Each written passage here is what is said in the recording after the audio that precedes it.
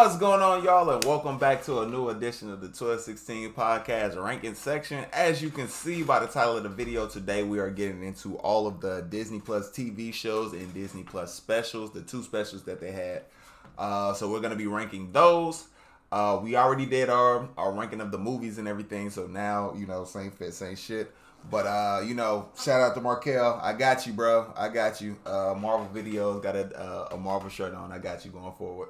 So I guess we don't even have to go in order of when the shows came out. We could just go down the list. The list of what's, how they have it in order, essentially, on here. Clearly it's not in timeline order. The only thing that is in the right place is Secret Invasion, because that's the very last thing that came out. So starting from the beginning with Hawkeye. I love the show. I probably liked it more than most did. I really liked Yelena. I really liked Kate Bishop, Haley Steinfeld's portrayal of Kate Bishop. Getting to see Kingpin as well come into it, Echo as well come into it, and how all that will play out later on in with Daredevil and all that kind of stuff. So I really enjoyed it. I believe it's not top tier, so it's real just solid. So I think I can put it at a B. Really enjoyed it. Everything about it. Real great series. Definitely recommend watching it. I know some people aren't really super huge fans because it's about Hawkeye and all that, but it is what it is, So I have that on a B list. Okay, next up is Moon Knight. Moon Knight is an A. Loved everything about Moon Knight. Oscar Isaac's portrayal, how he basically played two characters, three at the very end, but him being able to switch between both characters was just really amazing. The action, the suit, just everything about the storyline was just great. Getting to see the kind of big kind of kaiju battle with Khonshu versus what was the name, Amit, the alligator crocodile, whatever she was. Getting to see all of that. Layla, I think that was her name. Layla getting the suit, and just I really cannot wait for Moon Knight to come back. That was just everything about that from start to finish. It was just a great series for me. Now, I'm gonna leave I Am Groot off. I have not watched that. Probably will not watch that. Don't really have any plans to watch that, just because it's kind of short, little mini kind of whatnots and everything. It is canon because it has to do with when he was younger and growing up with the Guardians and all of that. From between 1 and 2, but it's not really that interested. Maybe at some point I'll watch them, but not anytime in the immediate future. You all know. So for next, you all know. That's my favorite. It was my favorite show. Not the best show, but my favorite show. Loved everything about this series with Bucky and Sam, and getting to see the stuff with Isaiah Bradley and all that kind of stuff from the past, and just man, it was really a really powerful series. Just really loved everything about that. I know people don't like bringing race relations and all that kind of stuff in the comic book shows, blah blah blah blah blah blah. Listen, it is what it is. I have no problems with it. I really enjoyed the series. Can't wait to see Sam and Bucky back. Not sure when Bucky's gonna be back, but we know Sam will be back in Captain America 4.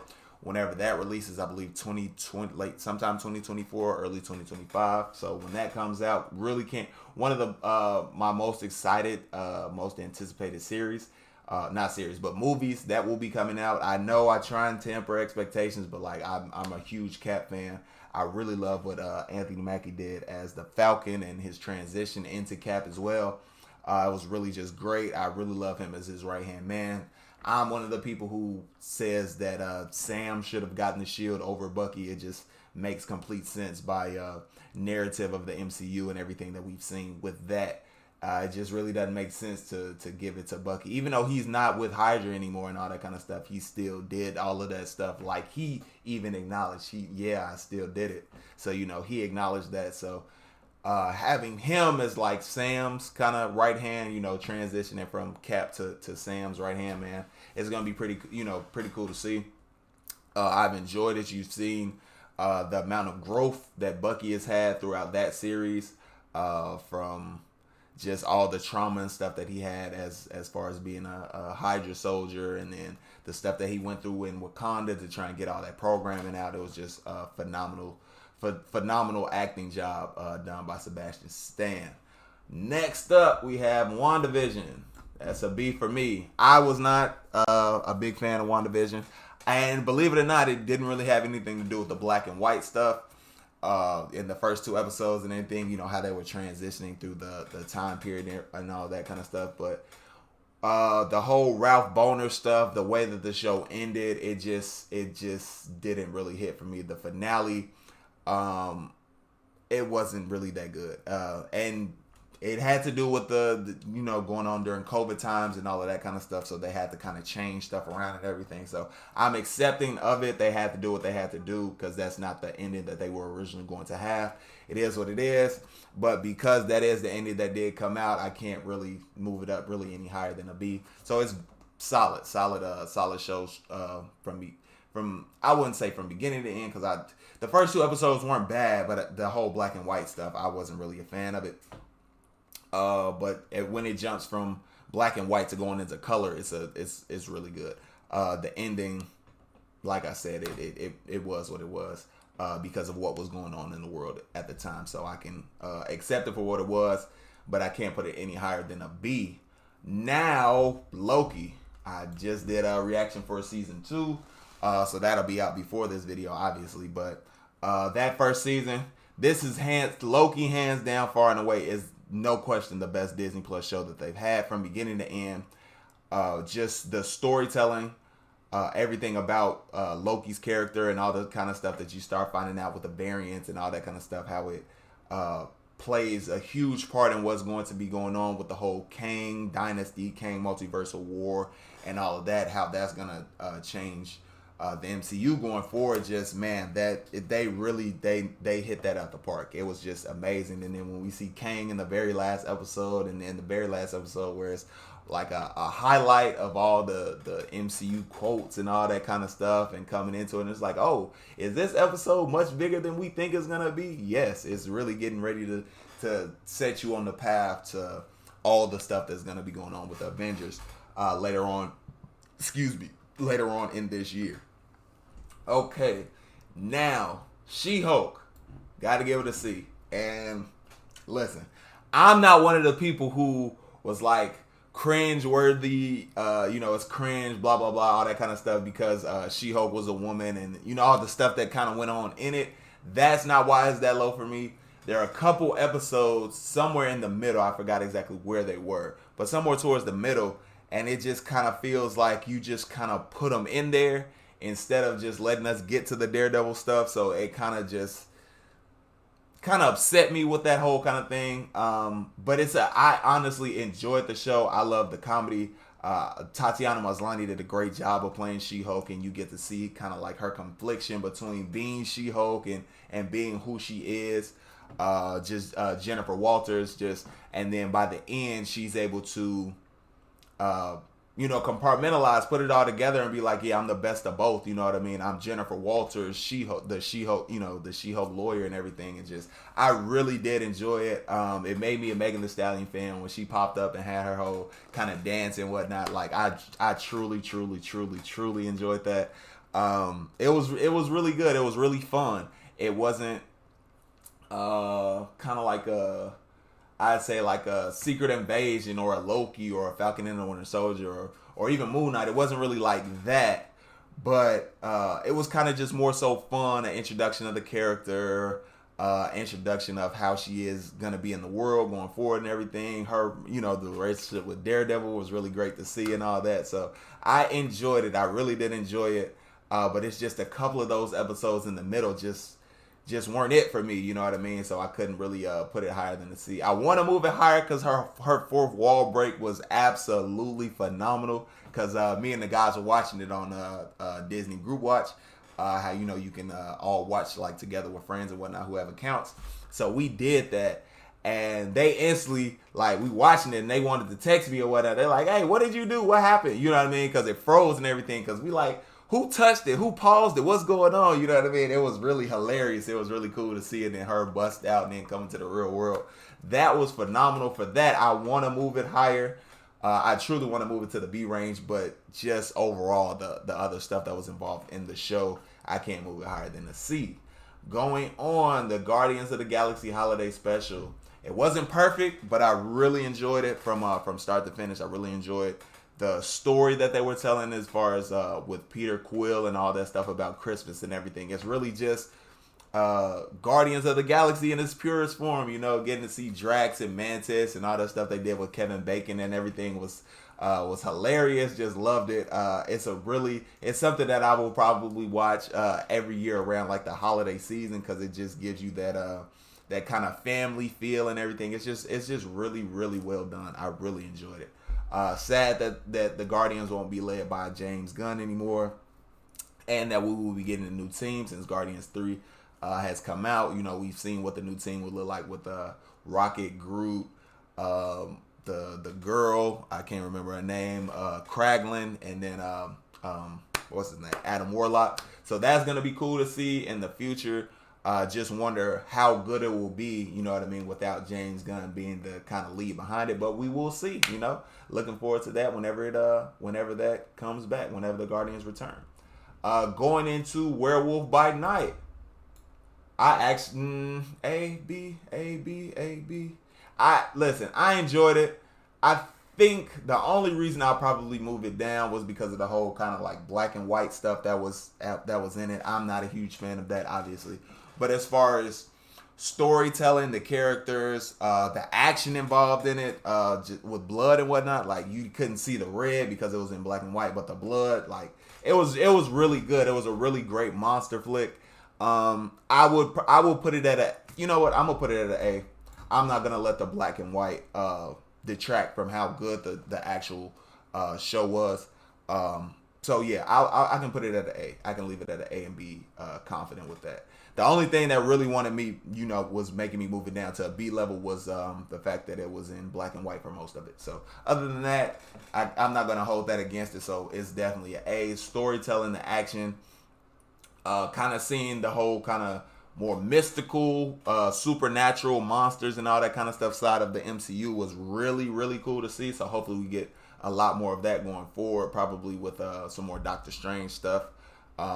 You know, at the end of that, his movie Multiverse of Madness with the incursions and all that kind of stuff with Clea and everything. So we'll probably see more monsters, more supernatural stuff with Doctor Strange, but I definitely cannot wait for that, because Werewolf by Night, that was great. And I forgot the name of the monster thing that was with him. Not obviously not the werewolf, but his friend that he was going in there to save and whatnot. So I'd like to see more of him as well, because he seems like a cool, you know, it's a monster and whatnot, but you know, has a personality, he can talk and all that kind of stuff. And he was joking around with the guy, the actual werewolf. I can't remember his name because I watched it when it first came out. I haven't seen it since then, but it's good. I recommend watching that. It's high up on my list for sure. Next, Miss Marvel. Everybody's subjected to their own opinions about all the shows, all the movies, everything. This show was one of my absolute favorites.